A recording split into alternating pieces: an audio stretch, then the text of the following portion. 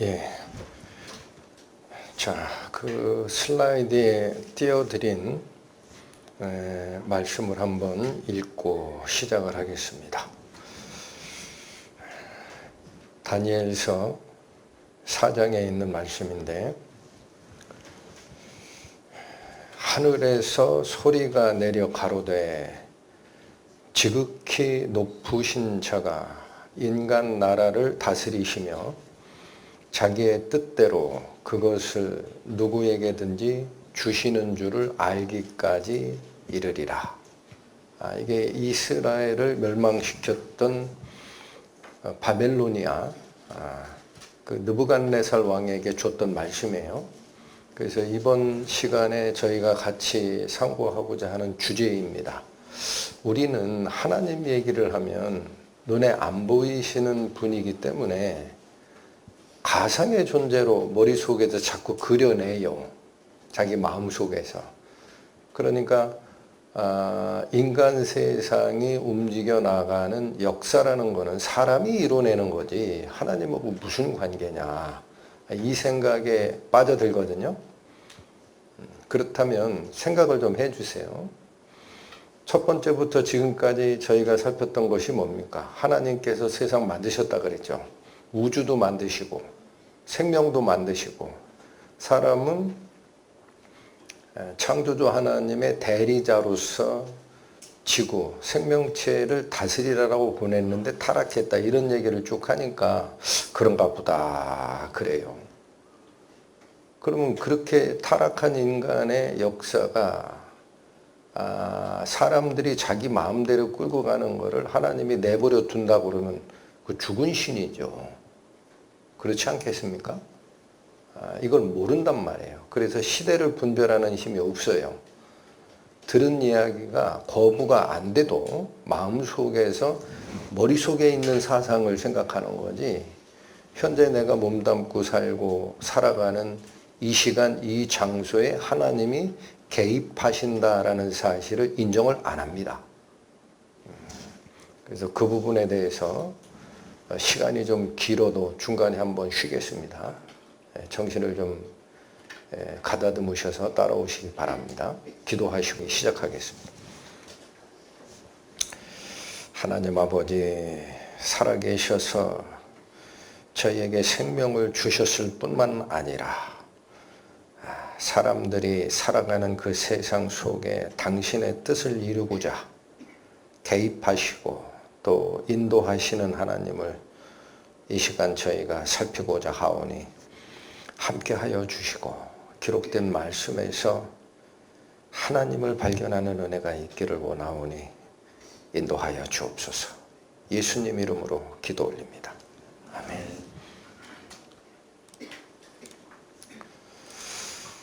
자, 이걸 어떻게 하나님께서 알게 하실까라는 거예요. 그 전 지구 역사를 다 설명하기가 힘드시니까 하나님이 딱 한 사람을 택합니다. 그 이스라엘입니다. 여러분, 이스라엘은 그래서 이스라엘 백성만을 하나님이 복 주려고 택한 게 아니에요. 여기 보세요. 뭐라고 나오나? 이스라엘 백성들아, 너희는 나의 증인이다. 여러분, 증인은 힘듭니다. 그렇죠?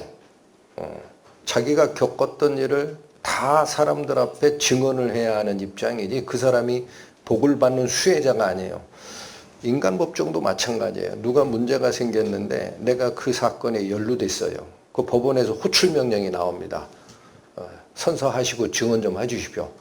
좋아요, 싫어요? 힘들어요. 자, 근데 이 역사적 증인은 증언만 하는 게 아니고요, 몸소 다 체험을 한 것을 증언해야 됩니다. 그래서 보십시오. 내가 너희를 택하여 내 종으로 삼은 것은 너희가 나를 알고 믿으며, 일단 이스라엘 백성이 하나님을 알고 믿는 게 첫 번째예요. 나만이 유일한 하나님인 것을 깨닫게 하기 위해서다. 그러면 이스라엘 백성만 깨우치려고 하느냐가 아니에요. 자, 뭐를 얘기하시느냐? 나 외에는 다른 신이 없고 전에도 없고 앞으로 없을 거다 그래요. 그리고 나만이 여호와며 나 외에 구원자가 아무도 없다. 이 사실을 어떻게 하라? 증언하라.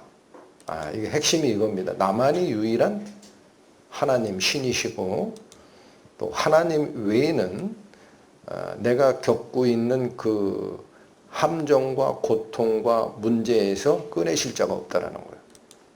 자, 그래서 이게 실제로 몸소 이스라엘의 역사 속에서 하나님이 체험적으로 알려줍니다. 이러면 벌받고 이러면 복받는다. 이 사실을.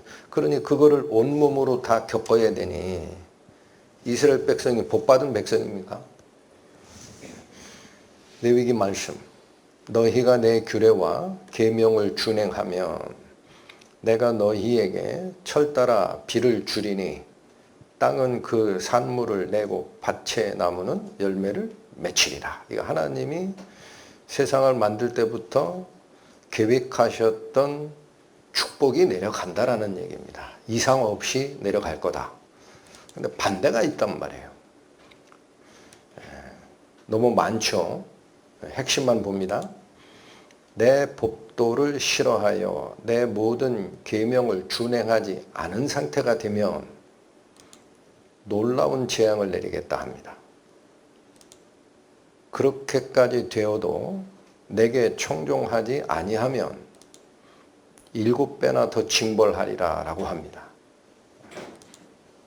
이런 일을 당하여도 너희가 내게로 돌아오지 아니하고 내게 대항하면 다시 7배를 더 칩니다. 이같이 될지라도 내게 청종하지 아니하고 내게 대항하면, 자 보십시오. 3번을 반복했는데 4번째까지 이게 완전한 거부예요. 하면 아들의 살을 먹을 것이요 딸의 살을 먹을 것이며, 이게 무슨 말이에요? 이스라엘의 역사에서 증언된다라는 거예요. 또 여러 민족 중에 너희를 흩어버릴 거다라는 거예요. 이게 이스라엘이 멸망하고 전 세계로 흩어지는 디아스포라, 이산이라고 합니다. 이산, 흩어졌다. 그리고 칼을 빼어 너희를 따르게 하리라. 자, 예수님께서 이런 한탄의 말씀을 하셨습니다. 예루살렘아, 예루살렘아, 선지자들을 죽이고 내게 파송된 자들을 돌로 치는 자여. 자, 하나님의 말씀을 가져온 선지자들의 말을 들어요, 안 들어요? 보냈더니 죽여버립니다. 암탉이 제 새끼를 날개 아래에 모음같이 내가 너희의 자녀를 모으려 한 일이 몇 번이냐. 예수님이 이 시대에 와가지고 30몇 살에 돌아가신 거 아니에요? 근데 예수님이 뭐라 그래요? 암탉이 제 새끼 모으듯이 내가 이때까지 너희들에게 뭐 보냈다라는 거예요? 선지자 보냈다. 왜? 이스라엘의 역사는 수천 년인데 예수님은 30살에 왜 저는 얘기하세요? 예수님이 하나님이시라고요. 보낼 때 다 상의했어요. 아시겠어요? 인간으로 보니까 말을 안 듣는다고. 천상에 계셨던 성자 하나님이 말씀이 육신이 되어 이 땅에 오신 거지. 그러면 하나님이 선지자 보낸 것은 성자 하나님도 보냈지만 성부 하나님하고 이 상의해서 보냈다라는 뜻이에요. 그러나 너희가 원하지 아니하였도다. 자, 이게 거역의 역사라는 겁니다. 하늘의 보좌에 계셨던 성자 하나님이 내려와서 증언한 겁니다. 어디까지 불순종합니까? 자, 여기 이 말씀을 잘 보세요. 예수께서 하신 이 말씀이 오셔서 하는 얘기가 이스라엘 백성들에게 하나님의 말씀을 전하는 선지자 보냈더니 안 듣더란 얘기예요. 그 얼마나 안타까우면 표현을 뭐라고 하셨어요? 암탉이 자기 새끼 날개 아래 모음같이. 여러분 위험이 처하면요, 암탉은 꼬꼬꼬꼬꼬꼬꼬 해가지고 병아리를 자기 날개에 딱 쌉니다. 이게 얼마나 애절해요. 그런데 안 들었단 얘기예요. 어떻게 안 들었나 보십니다.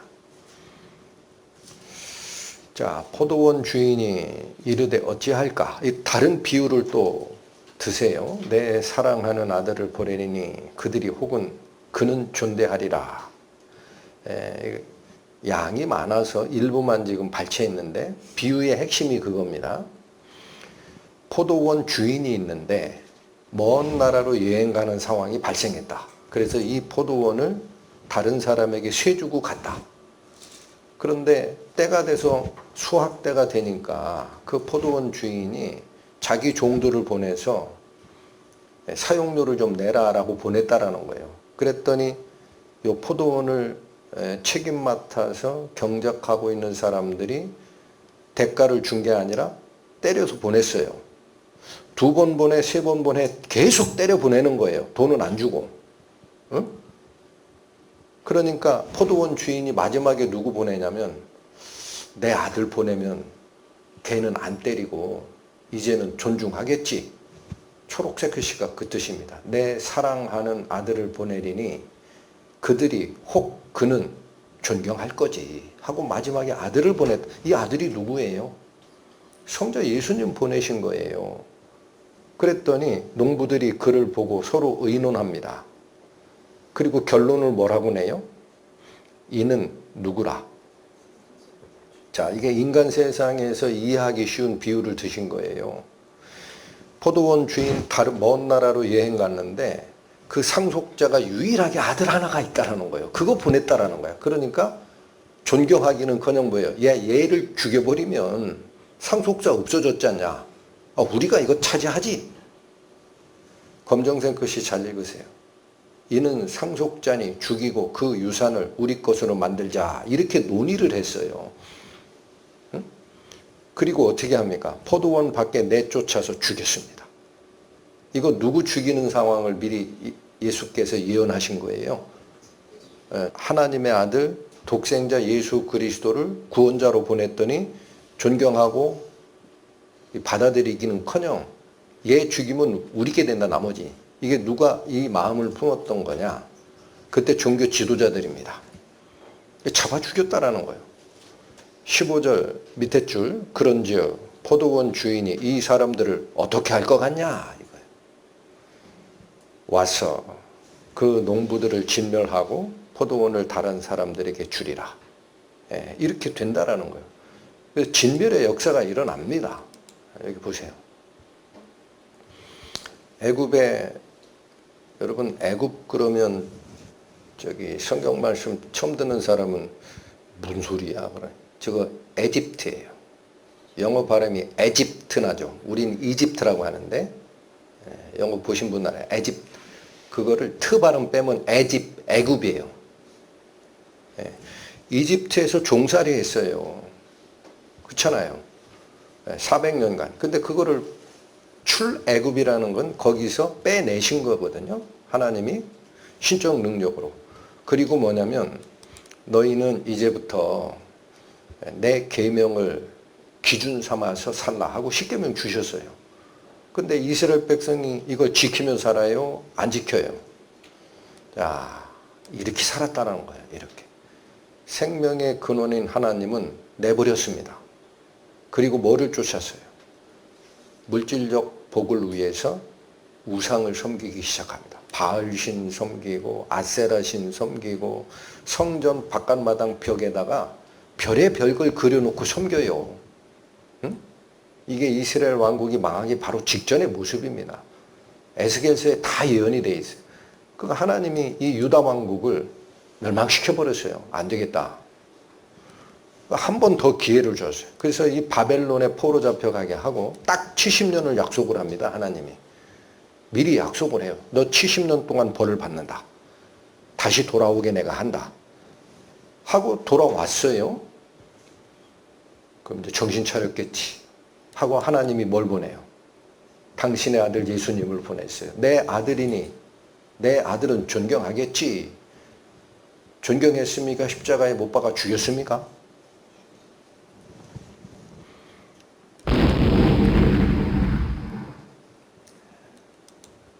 보십니다. 예루살렘 성 포위해서 멸망시키는 사건을 어떤 화가가 그린 거예요. 이게 예수님 탄생 후 70년, AD 70년에 로마 장군 티투스가 세계 군단을 이끌고 와서 이스라엘을 싹쓸이합니다. 내쫓습니다. 문제는 예수님이 언제쯤 죽어요? AD 한 30년에 죽어요. 그럼 그 후 40년 지나서 저 사건이 일어나죠. 근데 예수께서 미리 예언했어요. 누가복음에. 뭐라고 예언했느냐? 너희가 예루살렘이 군대들에게 에워싸이는 것을 보거든 그 멸망이 가까운 줄 알라. 그때에 유대에 있는 자들은 산으로 도망갈지며 성 내, 이게 성 안입니다. 성 안에 있는 자들은 밖으로 나가라 라고 예언했어요. 이거 안 믿었어요. 그래가지고 어떻게 하냐. 로마 군단장이 세계 군단을 끌고 오니까 하나님이 약속한 예루살렘은 하나님의 보호하에 있다. 이렇게 믿고, 여러분 그 당시 역사학자가 얘기하는 저 예루살렘 성 안에 상주 인구가 5만에서 10만밖에 안 돼요. 근데 로마군이 계속 쳐오거든.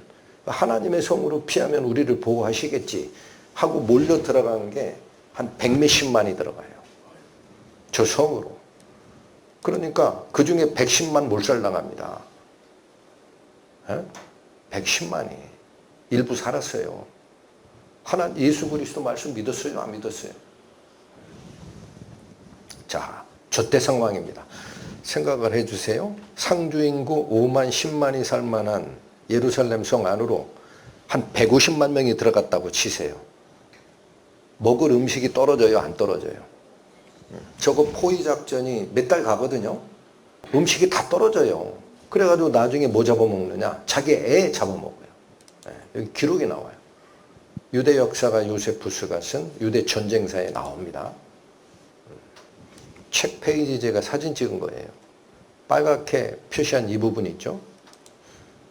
확대했더니 글씨가 잘 안 보일 것 같아서 제가 읽어드립니다. 밑줄친 것만. 그녀는 너무나 허기진 나머지 배를 채우고 싶은 욕망으로만 가득 차게 됐다. 사람이 한 3일 굶으면 눈에 뵈는 게 없어요. 그녀는 자신의 품에서 젖을 빨고 있는 아들을 번쩍 치켜들고는 이같이 외쳤다. 오, 가련한 아가야. 내가 이 전쟁과 기근과 내란 속에서 누구를 위하여 너를 보호할까? 어차피 죽을 목숨이다 이거예요. 이리 와라. 내가 오늘 나의 음식이 되려구나. 이게 실제 역사입니다. 뭐가 이루어졌어요? 너희가 이같이 될지라도 내게 충종하지 아니하고 내가 내게 대항할지니. 여러분 3번 거부하고 4번째입니다. 하나님이 매댄다 그랬어요. 그때 저 예언이 있었습니다. 너희가 아들의 살을 먹을 것이요 딸의 살을 먹을 것이라. 여러분 이스라엘 백성이 복받은 사람이에요. 아니면 하나님의 벌을 몸소 체험하고 증언해야 되니까 피곤한 인생을 삽니까? 눈 뜨고 볼 수가 없습니다. 자, 내가 너희를 여러 민족 중에 흩은다 그랬어요. 이렇게 흩어집니다. 로마 티투스 장군이 예루살렘과 이스라엘을 멸망시키고 전 세계로 다 흩어졌어요. 나라 잃은 서름이 시작이 됩니다. 흩어만 주고 끝나는 게 아니라 마지막에 그거 있었죠. 내가 칼을 빼서 너희를 따르게 하리니. 기억나세요? 응?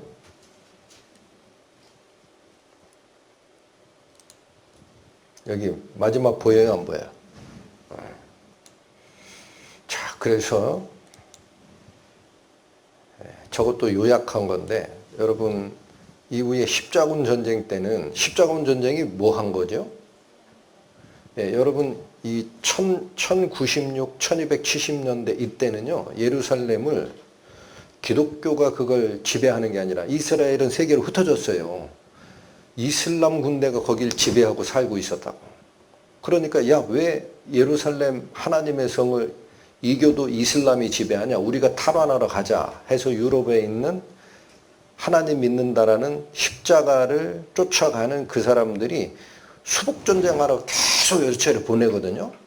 문제는 핵심이 이슬람하고 싸우는데 문제가 있는 게 아니에요. 가다가 생각을 했어요. 사람들이. 그러놓고 가만히 있어. 우리 예수님 잡아 죽인 놈들이 유대인 아니야? 그래 가다가 만나는 유대인은 전부 죽여버려요. 그게 한 4만에서 7만 명 죽어요. 이 프랑코니아에서는 10만 명을 학살합니다. 흑사병 1348년에 돌았죠. 유럽에서 6천만 명이 죽어나갑니다. 그때는 예방약도 없었어요. 그때 그 민심이 흉흉하니까 이게 참 신기합니다. 정권자분들이 퍼쳤던 것 같아요. 어딘가로 화살을 돌려야 되거든요. 그래서 무슨 소문을 퍼쳤냐면 유대인이 우물에 독약 넣었다 해가지고 100만 명을 다 죽여버려요. 여러분, 흑사병은 유대인이 독약 넣은 거 우물에 물 타서 그런 거 아니잖아요. 쥐가 퍼친 전염병 아닙니까? 페스트가. 자, 1940년 2차 세계대전 말기에 여러분 너무나 잘 아는 히틀러가 요 유대인이라는 족속은 살려두면 안 된다. 그래서 600만 명을 학살합니다. 보십니다. 지금 이렇게 표시된 땅 있죠. 이게 그 당시 히틀러가 장악했던 땅이에요. 대단하죠. 여기 폴란드고 여기 아우슈비츠입니다. 일로 다 몹니다. 유대인들 싹 열차로 몰아 가지고 와라. 왜 이게 몰아요 여기? 민족 말살해야 된다 이게. 그거 살려두면 안 되는 족속이다. 지금 현재 있는 아우슈비츠 항공사진 정문이에요. 근데 보세요. 여기 지금 뭐가 깔려 있죠. 철도가. 이게 물론 이게 다 작업장입니다. 이게 어마어마하게 넓습니다. 여기서 작업한 물건 실어 나르는 용도도 되지만 나중에 이 철도로 누구 실어 나르느냐? 유대인, 죽일 유대인들 사람 실어 날라요. 이렇게. 열차에서 내리죠.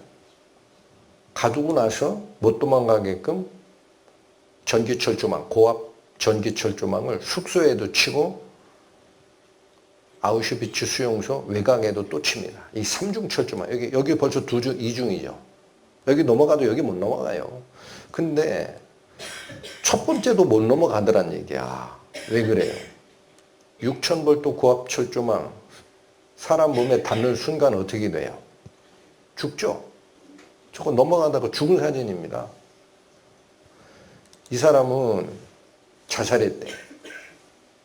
살기 싫다. 남자 수용소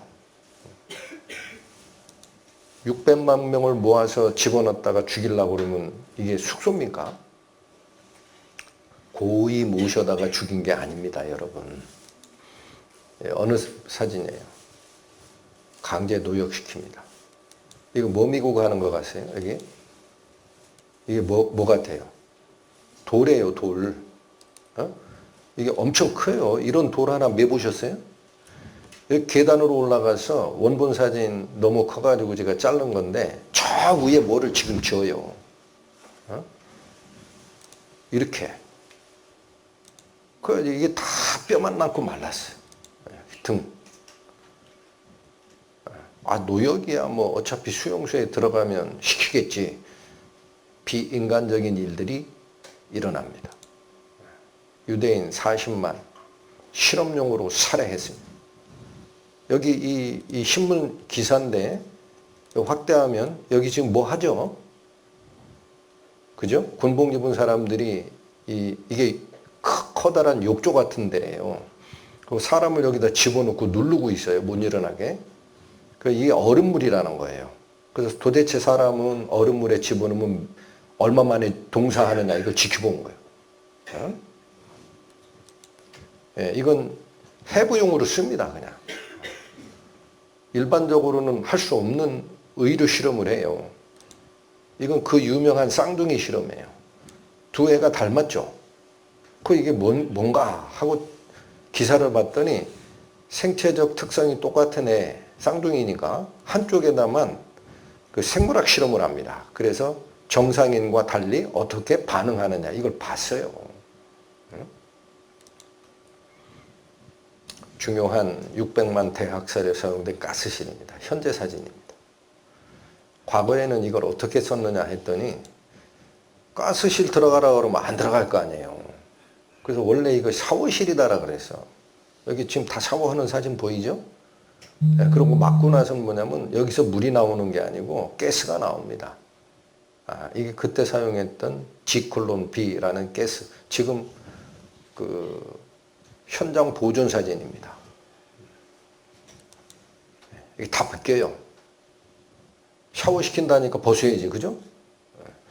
여러분, 사람 죽여놓고 시체에서 옷 벗기는 거 엄청 힘듭니다. 그러니까 다 벗겨서 들어보내고 죽여버렸다. 그러니까 여기 지금 벽에 보면은 손톱 자국이죠? 여기도. 이 샤워실. 그 왜 손톱 자국이 났을까 봤더니 아까 얘기한 지클론 B라는 그 가스가 공기보다도 약간 무겁대요. 그 밑에부터 차오르는 거야. 그러면 밑에서 왁 하고 주는 모습 보면은 자기는 살겠다고 위로 올라가려고 손톱이 까지도록 그냥 벽 긁고 처참합니다. 시체 다 싸는 거 지금. 이건 뭐예요? 여러분, 이게 화로입니다. 시체 소각장이에요. 이건 뭐예요? 신발이에요. 예? 벗어났다고. 근데 이 사람들 여기 소련군이죠. 몰고 가는데 놀래가지고 다 죽었구나. 이빨 뽑아요. 얼마나 비인간적이냐. 저게 금리빨 있거든. 지금 현재 채취해서 보관 중인 사진입니다. 거기서 금 빼가지고 금괴 만들었어요. 이게 네포트가 다 됩니다. 하다가 뭐냐면 이 사람 머리털도 가치가 있다 그래서 시체에서 그 여자 시체겠죠. 머리털 다 뽑아가지고 담요 만들고 군수품 만들었다. 이게 왜 일어났다고요? 왜 일어났다고요?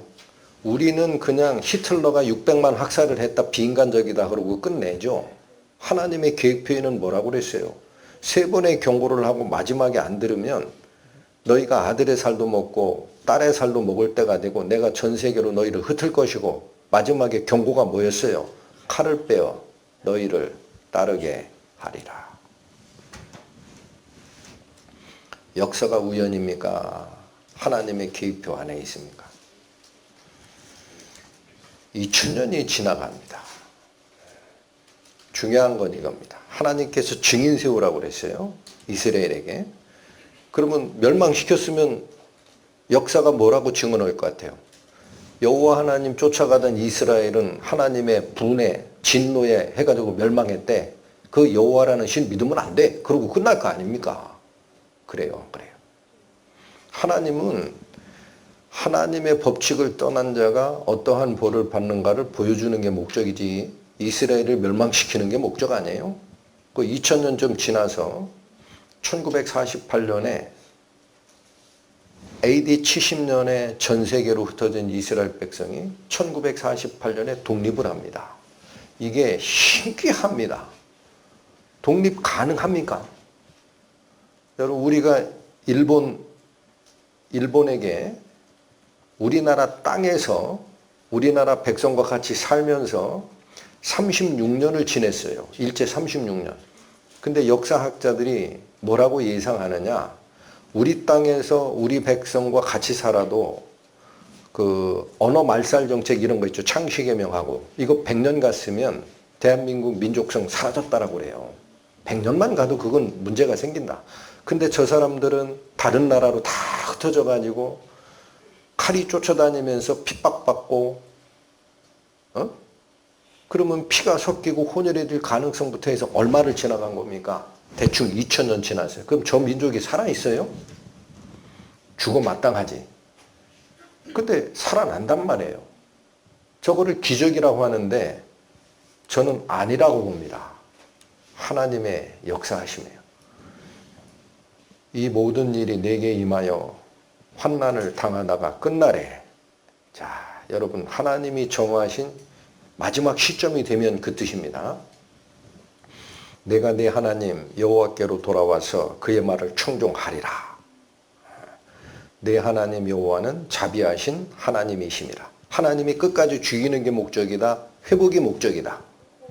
네. 여러분, 그 지난 어제 밤에 마지막 차 말씀에서 내가 죽었음을 알라라고 얘기했어요. 왜 지옥을 만드시느냐? 거기 들어가라는 얘기가 아니에요. 그건 쓰레기 처리장이에요. 화로. 거길 쫓아가지 말라고 하잖아. 내 백성아, 너희는 거기서 나와. 그들과 같이 진노를 받지 말고 나오라. 어? 내 하나님 여호와는 자비하신 하나님이라. 그가 너를 버리지 아니하시며 너를 멸하지 아니하시며 내 조상들에게 맹세하신 언약을 잊지 아니하시리라. 아브라함에게 약속했거든요. 너는 내 본토, 친척, 아비집을 떠나 내가 네게 지시할 땅으로 가라. 내가 너를 복의 근원으로 삼을게. 이렇게 끝냈으면 하나님이 무슨 복의 근원입니까? 멸망의 근원이지. 그래요, 안 그래요? 하나님이 약속을 합니다. 에스겔 선지자에게. 여호와께서 권능으로 내게 임재하시고 그의 영으로 나를 데리고 가서 골짜기 가운데 두셨는데, 자, 하나님께서 선지자 에스겔을 데리고 골짜기까지 갑니다. 거기에 뭐가 있다 그래요? 뼈가 가득한 골짜기로 데리고 가요. 그리고 묻습니다. 그가 내게 이르되 인자야, 이 뼈들이 능히 살 수 있겠느냐? 선지자 말 잘해야 돼요. 하나님 앞에. 안 됩니다. 이렇게 얘기하면 자기 생각이지. 하나님이 이걸 보여주신 이유가 뭐지? 잘 모르겠는데 답변 뭐라 그래요? 내가 대답하되 주 여호와여 주께서 하시나이다. 주 여호와께서 이 뼈들에게 이같이 말씀하시기를 내가 생기를 너희에게 들어가게 하리니 너희가 어떻게 되리라? 뼈가 살아난다라는 거예요. 또 내게 이르시되 인자야 이 뼈들은 누구라? 이 뼈들이 누구라 그래요? 다 죽었다라는 거예요. 그래서 여기 나오잖아. 그들이 이르기를 우리의 뼈들이 말랐고 우리의 소망이 없어졌으니 우리는 다 멸절되었다 하느니라. 그렇죠. 2000년 동안. 그러므로 너는 대언하여 그들에게 이르라. 대언이라는 것은 말을 대신 전하라는 거예요. 하나님 말씀 대신 전하라. 주 여호와께서 이같이 말씀하시기를 내 백성들아 내가 너희 무덤을 열고 너희로 거기서 나오게 하고 어디로 가게 하리라? 네, 이거 하나님이 하신단 말이에요. 그러니까 이런 환상을 본 겁니다. 이런 환상을. 제가 여기도 발췌를 했는데 뼈들이 일어서더라. 서로 맞아서 형체를 만들더라. 거기에 심줄이 올라가고 핏줄이 생기고 가죽이 생겨서 사람들이 일어서더라. 이렇게 돼 있어요. 에스겔서 환상에. 이렇게 회복시키겠다라는 거예요. 그래서 보세요. 자, 간단하게 설명을 드리는, 지금 이스라엘이 가자지구 전쟁하고 난리가 났죠. 그게 세계 화약고죠. 왜 그런 일이 발생하느냐. 하나님께서 회복시키는 과정인데 사용은 사람들, 정치인들이 개입이 돼요. 그래서 1차 세계대전 때 영국이 전쟁을 하는데 이 이스라엘 쪽 전쟁은 사막지형이고 그 전략을 잘못 잡으면 져요. 그러니까 요 고등판무관 외교관 중에 하나입니다. 맥마흔이라는 사람이 그 당시 사막을 지배하고 있던 게 누구냐? 아랍 사람들이거든요. 그러니까 그 사람들에게 야, 우리 전쟁 좀 도와줘라. 끝나면 네 독립국가 해줄게. 이게 약속을 했네. 근데 한편에서 이 영국의 외무장관 벨푸어라는 사람은 유대인에게 가서 또 해요. 아, 이 지역은 유대인이 도사야. 야, 도와줘라. 전쟁 끝나면 국가 설립해줄게. 하고 이겼는데 어느 나라가 서야 돼? 그 땅에. 둘 다 약속을 했지. 둘 다. 그래가지고 영국이 빠져버려요. 골치 아프다. 전쟁 이겼으면 됐지. 난 모르겠다. 하고 뭐라고 하냐면 유엔에다가 맡겨요. 나 모르겠다. 약속 이렇게 했는데 니네가 알아서 해라. 그 유엔에서 결의를 어떻게 하느냐. 팔레스타인 지역의 일부만 이스라엘에게 준다라고 땅땅땅 쳐버려. 이건 무시 못하거든. 그래가지고 11월 29일 날 유엔 결의안 통과하자. 다음 해 5월 14일 얼마 안 됐죠. 벤구리온이라는 수상을 선임을 해서 지금 이스라엘의 사실상 수도입니다. 텔아비브에서 국가 창설 선언을 해버렸네. 엄청 빨라요. 6달 만에 딱 번개 같아. 야, 됐다. 우리 나라 만들자. 했더니 여기 보세요. 5월 14일 날 나라 딱 창설한다. 이 선언이 되니까 이틀 뒤에 아랍국이 뭐예요? 감히 어디 이 땅에다 니네 마음대로 세우냐 해가지고 1차 중동전쟁이 나옵니다. 여기서는 이스라엘 백성들이 무기도 없었대요. 천신만고 그때 이기고 또 하고 또 전쟁하고 또 하고 지금은 가자지구 전쟁. 근데 여기 희한한 전쟁이 있습니다. 3차 전쟁인데 6.1 전쟁이라고 그래요. 자, 그러면 여기 제가 질문하는 게 이거예요. 지금 이스라엘의 누구죠? 네타냐후 총리가 이란 폭격하고 하죠. 항공 폭격하고 또 그 트럼프가 도와주고 하죠. 그 사람이 능력 좋아서 도와주는 것 같죠? 예? 수박에 겉만 하는 겁니다. 그 뒤에 하나님이 역사하는 거예요. 꼭 기억하시라고. 그래서 이 전쟁에 하나님이 개입을 하십니다. 이렇게 돼 있어요. 자, 6.1 전쟁 전에 이스라엘의 영토였습니다. 지금 영토랑 비슷하죠? 근데 6.1 전쟁 딱 터지자마자 6일 만에 초록색 부분을 싹 탈환하네. 군사력은 이스라엘은 혼자 싸웠어요. 교전국은 아랍국 4개국, 여긴 지원국 9개국, 합쳐서 13개국, 1대 13으로 싸워요. 6.1 전쟁 만에, 6일 만에 이겨요. 자, 여기 지도로 하면 옅은 초록색이 지원국, 짙은 초록색이 참전국, 가운데 빨간 게 이스라엘. 게임이 되어야 한대요. 이거 이긴단 말이에요. 전쟁은 군사력이다. 그래가지고 보면 이스라엘 군사력과 아랍 군사력 대충 보면 아랍이 4배, 이스라엘이 4배. 근데 피해는 어때요? 여기에 4배야. 6일 만에 끝나. 왜 이랬을까? 여러분, 세계 전쟁사에서 1대 13으로 붙고 군사력도 1대 4로 열세고 6일 만에 4배 이상 상대국을 전멸시켜서 이기는 역사는 세계 전쟁사에 없습니다. 어떻게 됐느냐? 여기 증언 잘 들어보십시오. 자막 처리되어 있습니다. 따라서 눈으로 읽어주십시오. There are several events that took place during the Six-Day War that are very difficult to explain. They seem to be in the area of the supernatural rather than the natural. They always seem to be working in favor of Israel. A female corporal was riding in a jeep with the regimental commander of an armor unit when she saw immediately in their path a tremendous fire that leaped up. The commander could see nothing, and the girl, thinking his sand goggles were covered with dust, yelled to him to swerve aside. He was convinced of danger because he knew the girl well enough to trust her judgment, though he couldn't see anything in their path. Still, he swung away into another opening that appeared between the sand dunes. The column of vehicles behind them followed. Only one Jeep continued on the original path. All of a sudden, there was a terrific explosion in fire. The Jeep that had stayed on the road had driven straight into an Egyptian minefield. Another great miracle happened in Sinai when an Israeli soldier which lost his unit was alone in the area, suddenly saw a unit of Egyptians, military unit of thousands of Egyptians.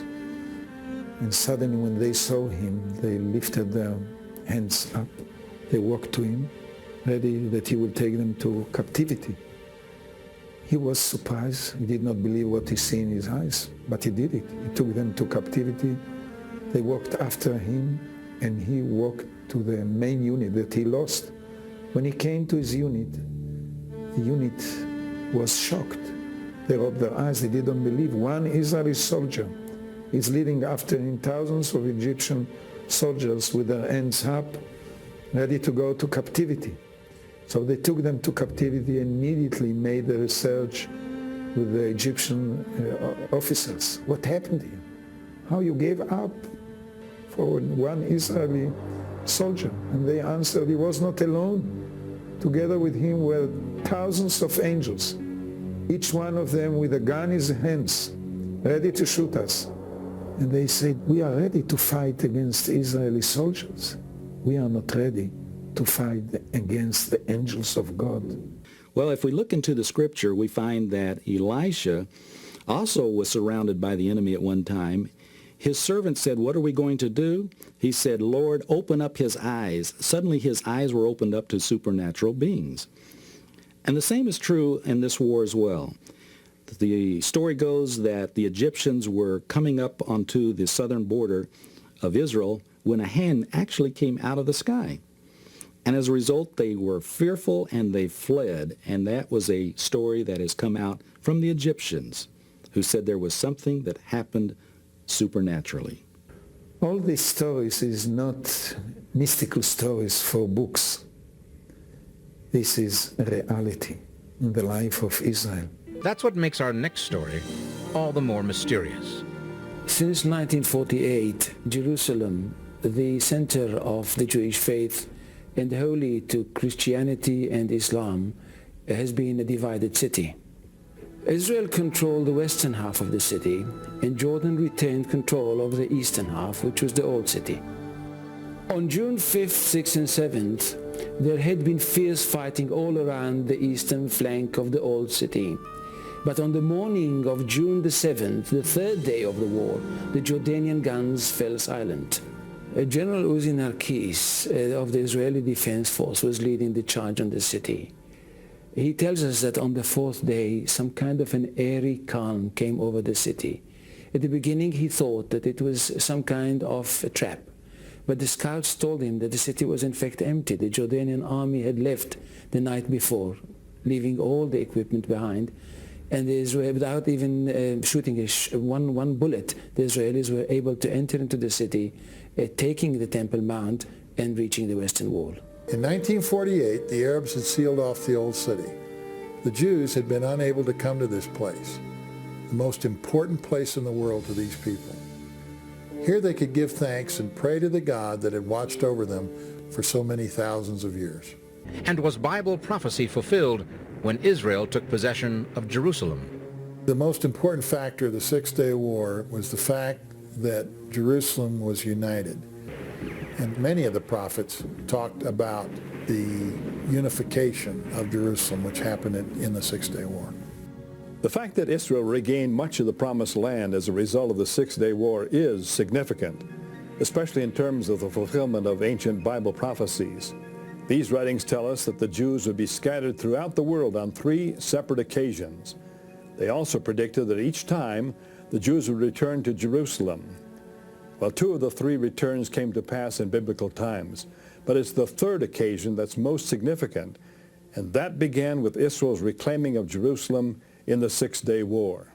Many Bible scholars believe that when the Israelis rolled into Jerusalem on June the 11th, it marked the beginning of the end times on earth.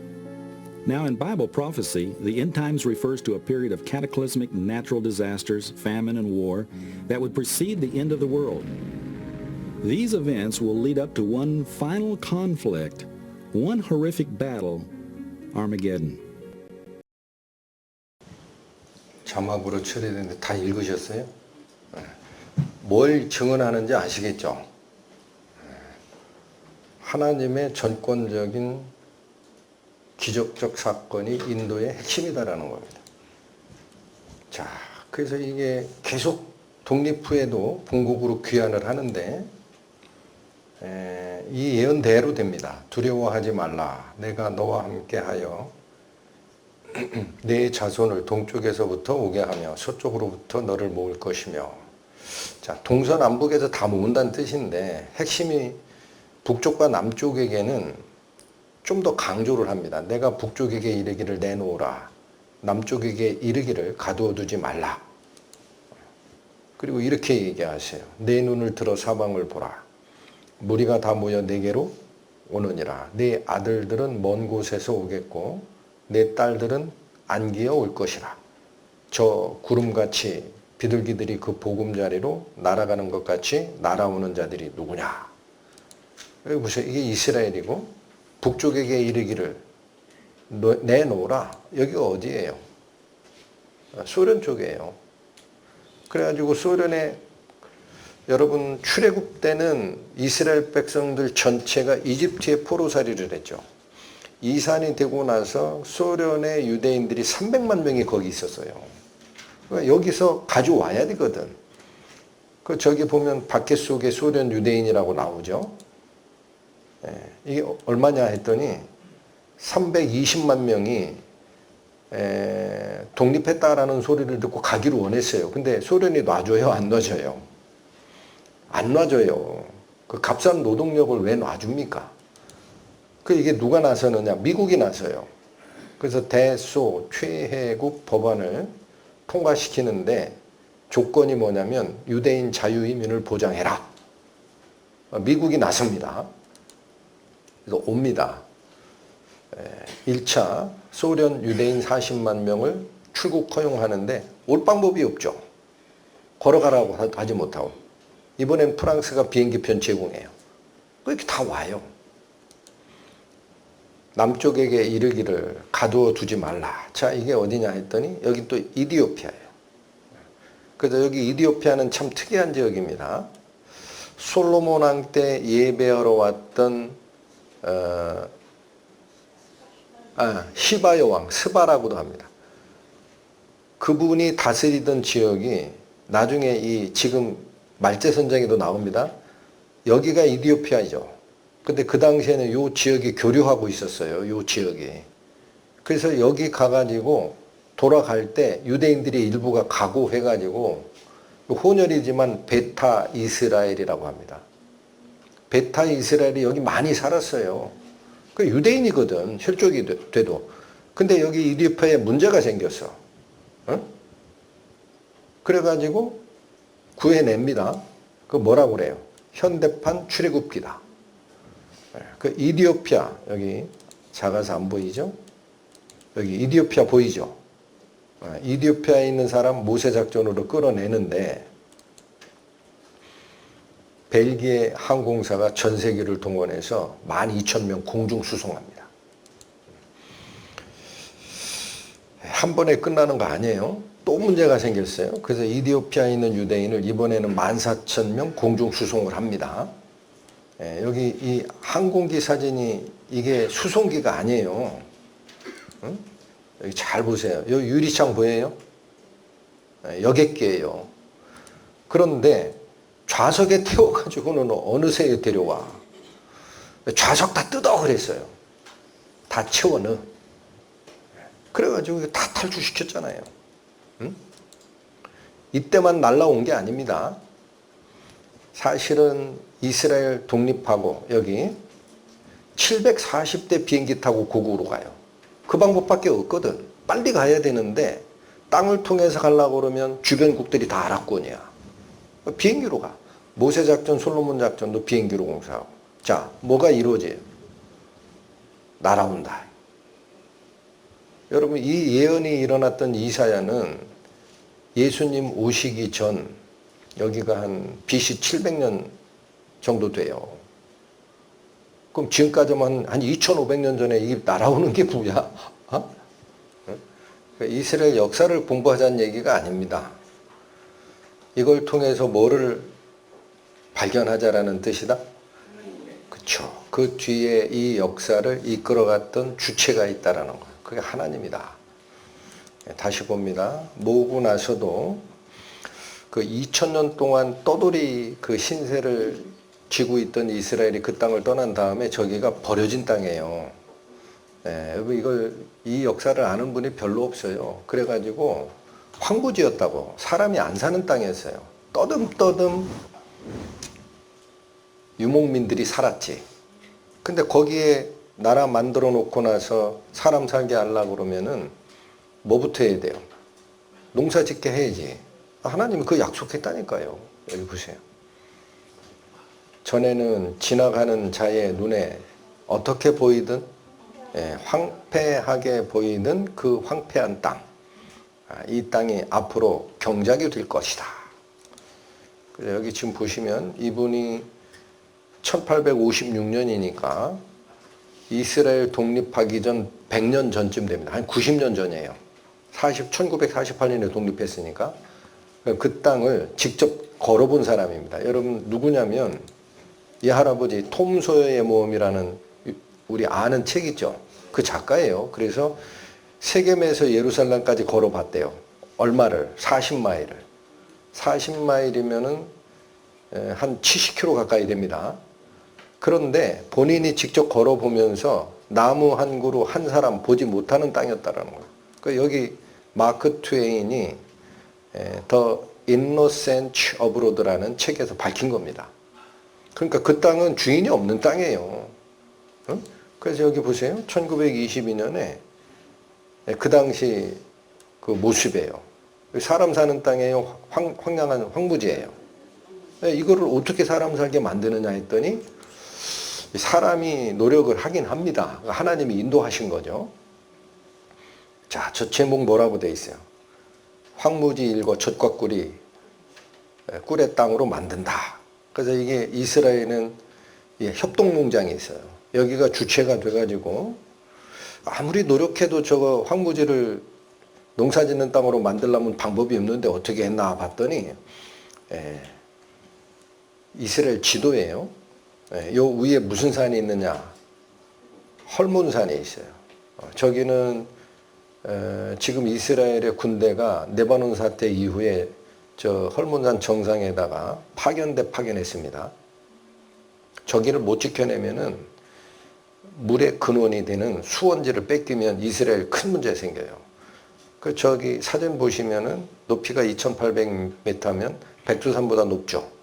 그 위에 쪽은 쌓인 눈이 있거든요. 저게 천천히 녹는다라는 거예요. 그래가지고 여기를 따라 내려옵니다. 이렇게. 그럼 여기 고이죠. 여기가 어디야? 갈릴리 호수죠. 엄청 넓습니다. 폭이 11km, 상하 길이가 21km. 저기에 가득 담겨요. 그 저거는 성경에서 갈릴리 바다라고도 표현합니다. 항공사진. 이물을 끌어옵니다. 여기 다시 지도 이렇게 끌어옵니다. 저 궁금했어요. 여기로는 왜 배수관을 안 묻었지? 여기 잘 보세요. 여기가 지금 아직 이스라엘 땅 아니에요. 이걸 서한지구라고 그래요. 요단강, 여기는 요르단이고 아랍 사람들 살려고 요 지역이죠. 요 지역. 그래서 예수님 태어난 베들레헴도 여기 아랍 지역이에요. 이게 서한지구야. 요르단강 서쪽 지구라는 거야. 여기가 가자지구고. 그러니까 여기는 공사를 못한 거예요. 그 배수관 묻어가지고 이렇게 물을 공급하고 스프링쿨러로 싹 농사짓게 합니다. 이게 그 유명한 지중해 쪽 해안 도시 하이파예요. 다 꾸며서 삽니다.